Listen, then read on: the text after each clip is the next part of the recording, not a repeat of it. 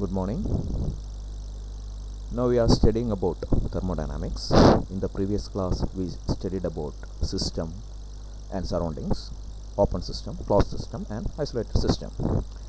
And today we are discussing about thermal equilibrium, zeroth law of thermodynamics and the concept about temperature.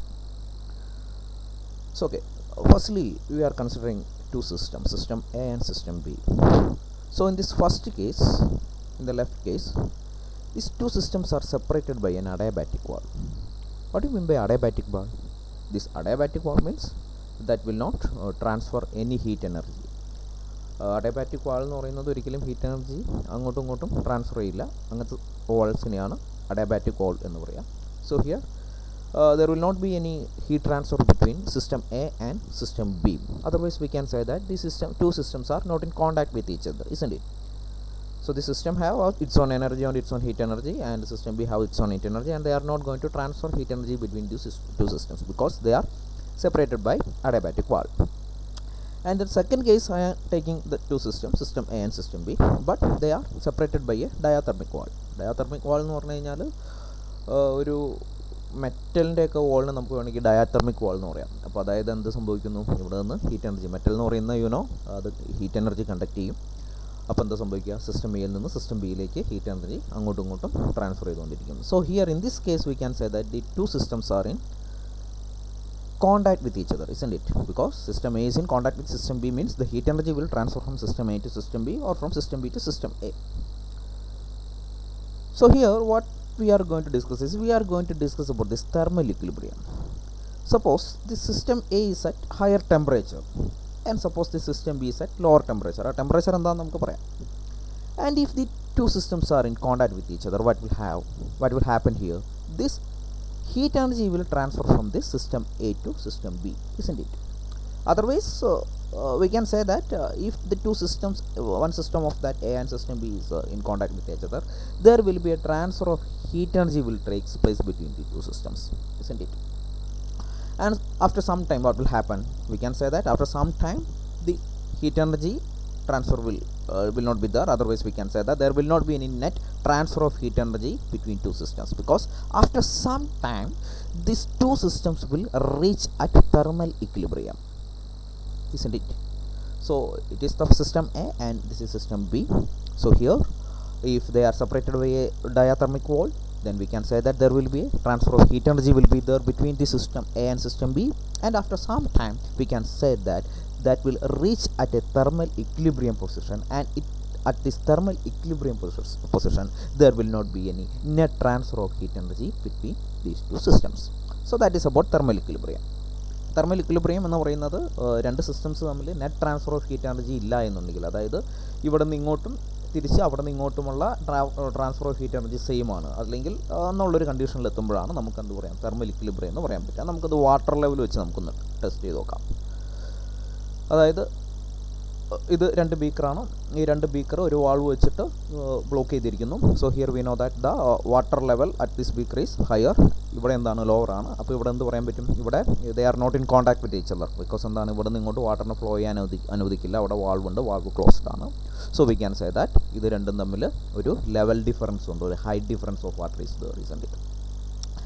And what I am going to do is I am going to remove this wall, അതെങ്കിൽ ഈ valve open ചെയ്യാൻ പോവാണ്. അപ്പോൾ എന്താ സംഭവിക്കുക, ഇവിടെ നിന്ന് വെള്ളം ഇങ്ങോട്ട് ഒഴുകും, അല്ലെങ്കിൽ ഇവിടുത്തെ വാട്ടർ ലെവൽ താഴ്ന്നുകൊണ്ടിരിക്കും, ഇവിടുത്തെ വാട്ടർ ലെവൽ പൊന്തിക്കൊണ്ടിരിക്കും, അല്ലേ? അപ്പോൾ ആഫ്റ്റർ സം ടൈം എന്താ സംഭവിക്കുക, ഇത് രണ്ടും ഒരേ വാട്ടർ ലെവലിലേക്ക് എത്തും, isn't it? അപ്പോൾ ഇത് ഒരേ വാട്ടർ ലെവലിലേക്ക് എത്തിക്കഴിഞ്ഞാൽ there will not be any net flow of water from one system to another system or from one beaker to another beaker എന്ന് പറയാം.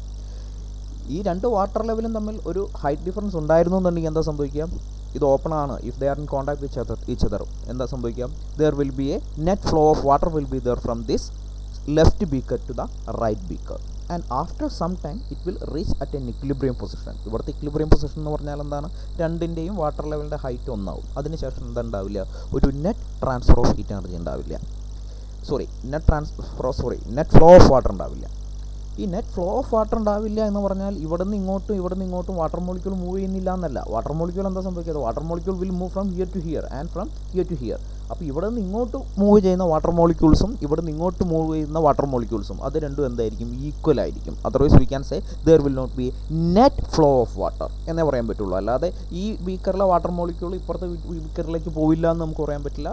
ഈ ബീക്കറിലെ വാട്ടർ മോളിക്യൂൾ ഈ ബീക്കറിലേക്ക് പോവില്ല എന്ന് പറയാൻ പറ്റില്ല. Here you know the liquid എന്ന് പറഞ്ഞു കഴിഞ്ഞാൽ ലിക്വിഡിൽ molecules are free to move anywhere, isn't it? ഈ ലിക്വിഡിൻ്റെ ഉള്ളിൽ എവിടേക്കും വേണമെങ്കിലും വാട്ടർ മോളിക്യൂൾസിന് അല്ലെങ്കിൽ ലിക്വിഡിൻ്റെ മോളിക്യൂൾസിന് മൂവ് ചെയ്യാം. അപ്പോൾ ഇവിടെ നിന്ന് ഇവിടേക്ക് അങ്ങോട്ടും മൂവ് ചെയ്തുകൊണ്ടിരിക്കും. But we can say that there will not be a net flow of water from one beaker to another beaker. The same thing is happening here. ഇവിടെ ഹീറ്റിനെ ഇവിടെ നിന്ന് ഇങ്ങോട്ടേക്കും പോകാൻ പറ്റും. At the thermal equilibrium position also heat energy will transfer from the system A to system B and similarly it will transfer from system B to system A. But there will not be any net flow of heat energy എന്ന് നമുക്ക് പറയാം. അപ്പം ഒറ്റ വാക്കിൽ thermal equilibrium എന്ന് പറഞ്ഞാൽ എന്താ? If two systems are in contact with each other, if there is no any net flow of heat energy from one system to another system, then we can say that the system is thermal equilibrium. So that is about thermal equilibrium. And ഈ thermal ഇക്വിലിബ്രിയത്തിൽ നിന്നാണ് നമുക്ക് പുതിയൊരു law നമുക്ക് കിട്ടുന്നത്. ഒരു law, ആ ലോയുടെ പേരാണ് zeroth law of thermodynamics. So we can study about that zeroth law of thermodynamics. വളരെ സിമ്പിളാണ് ഇതിൻ്റെ statement. Two systems in thermal equilibrium with a third system are in thermal equilibrium with each other. അതായത് two systems in thermal equilibrium with a third system are in thermal equilibrium with each other. നമുക്ക് എന്താണെന്ന് നോക്കാം. Here we are taking two systems, system A, system B and system C. System A and system B, they are separated by an adiabatic wall. Then we can say that they are not in contact with each other. And this is system C, and this system C is in contact with system A because they are separated by a diathermal wall. And here the system B is in contact with system C because they are separated by a diathermal wall. So here we know that after some time there will be a transfer of heat energy will be there from the system A to system C and similarly from the system B to system C. So after some time we can say that the system A and system C will be in thermal equilibrium and system B and system C will be in thermal equilibrium. അപ്പോൾ ഇത് പറയുന്നത് എന്താ? ഈ system എയും system സിയും thermal ഇക്വിലിബ്രിയത്തിലാണെങ്കിൽ, system ബിയും system സിയും തെർമൽ ഇക്വിലിബ്രിയത്തിലാണെങ്കിൽ, അതായത് two systems in thermal equilibrium with a third system. System A എന്ന് പറയുന്ന സിസ്റ്റവും സിയുമായിട്ട് തെർമൽ ഇക്വിലിബ്രിയത്തിലാണ്. സിസ്റ്റം ബി എന്ന് പറയുന്ന സിസ്റ്റവും സി എന്ന് പറയുന്ന സിസ്റ്റവുമായി തെർമൽ ഇക്വിലിബ്രിയത്തിലാണ്. അങ്ങനെയാണെങ്കിൽ what we can say the system A and system B will be in thermal equilibrium. അപ്പോൾ എയും സിയും തെർമൽ ഇക്വിലിബ്രിയത്തിലും സിയും ബിയും തെർമൽ ഇക്വിലിബ്രിയത്തിലും ആണ് എന്നുണ്ടെങ്കിൽ എയും ബിയും എന്തിലായിരിക്കും? തെർമൽ ഇക്വിലിബ്രിയത്തിലായിരിക്കും. പക്ഷേ ഇവ തമ്മിൽ എന്തില്ല? കോണ്ടാക്റ്റ് സംഭവിക്കുന്നില്ല.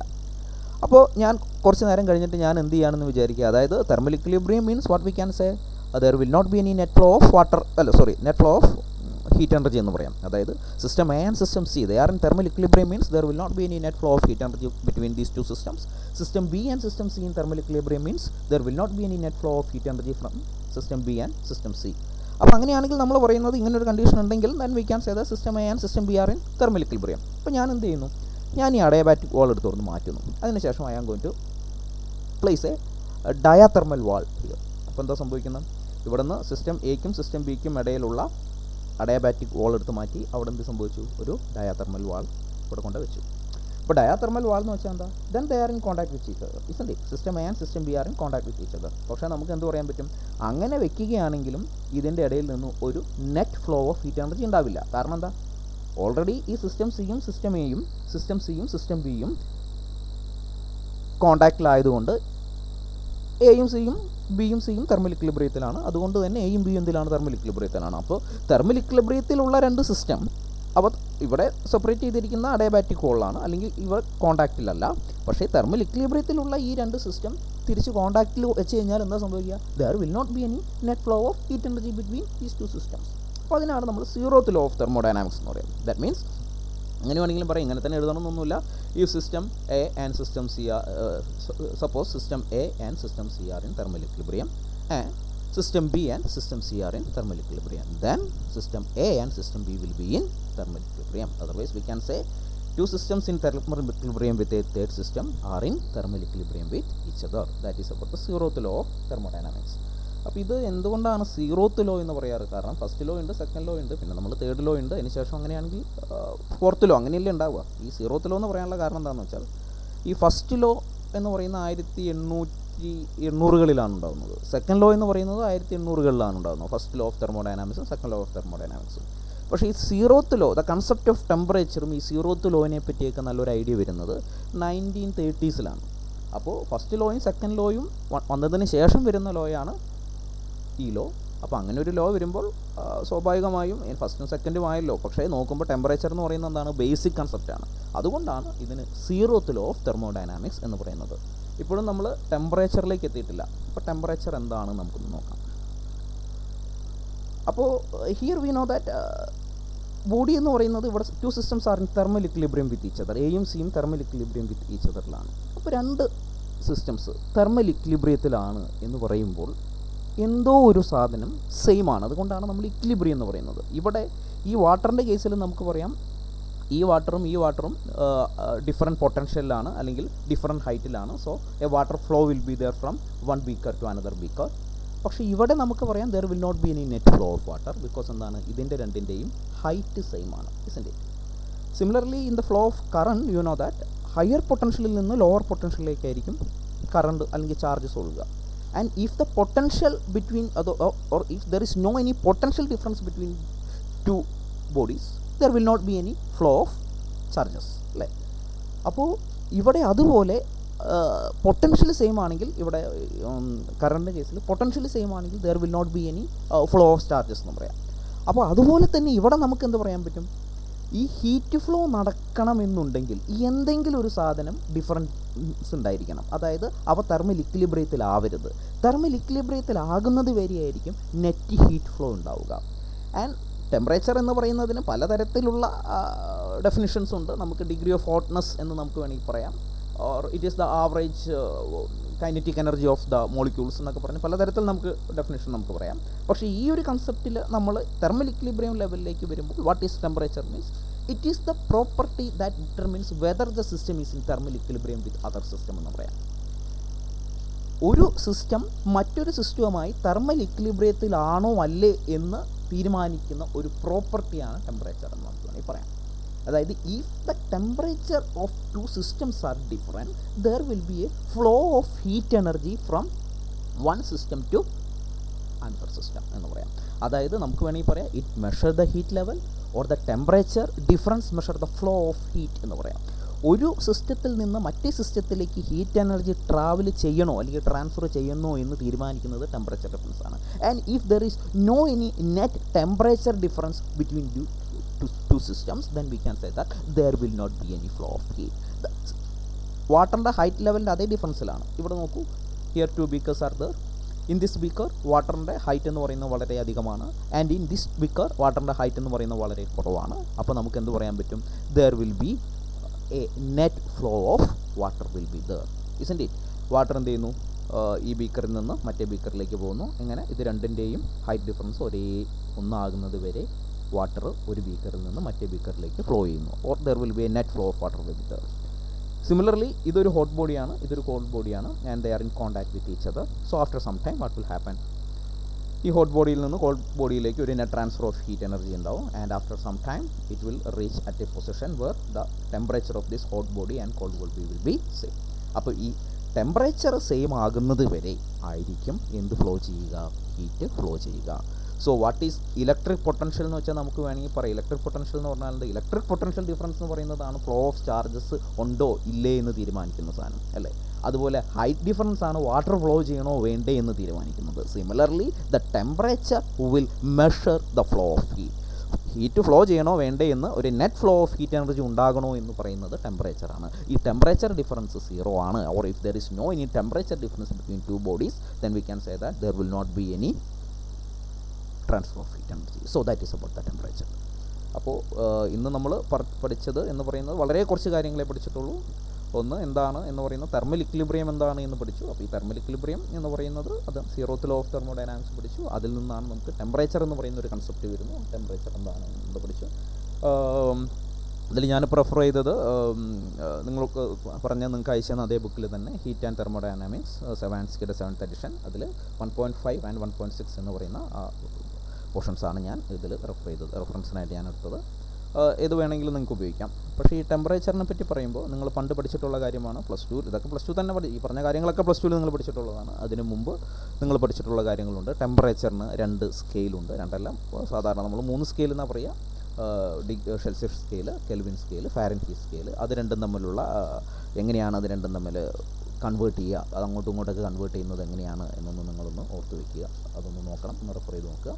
പിന്നെ അതുപോലെ തന്നെ അതിൽ നിങ്ങളോട് വേറൊരു കാര്യം പറയാനുള്ള, ടെമ്പറേച്ചർ മെഷർ ചെയ്യുന്നതാണ് തെർമോമീറ്റർ എന്ന് പറയുന്നത്. പലതരത്തിലുള്ള തെർമോമീറ്റർ ഉണ്ട്. ആ തെർമോമീറ്ററിനെ പറ്റിയൊക്കെ നിങ്ങൾ ചെറിയ ക്ലാസ്സുകൾ പഠിച്ചിട്ടുണ്ട്. അപ്പോൾ ഈ തെർമോമീറ്റർ എങ്ങനെയാണ് വർക്ക് ചെയ്യുന്നത് എന്നുള്ളതും ഒന്ന് നിങ്ങൾ ജസ്റ്റ് ഒന്ന് റെഫർ ചെയ്ത് വയ്ക്കുക. So that's about that. Okay, thank you. We can see in the next class. By.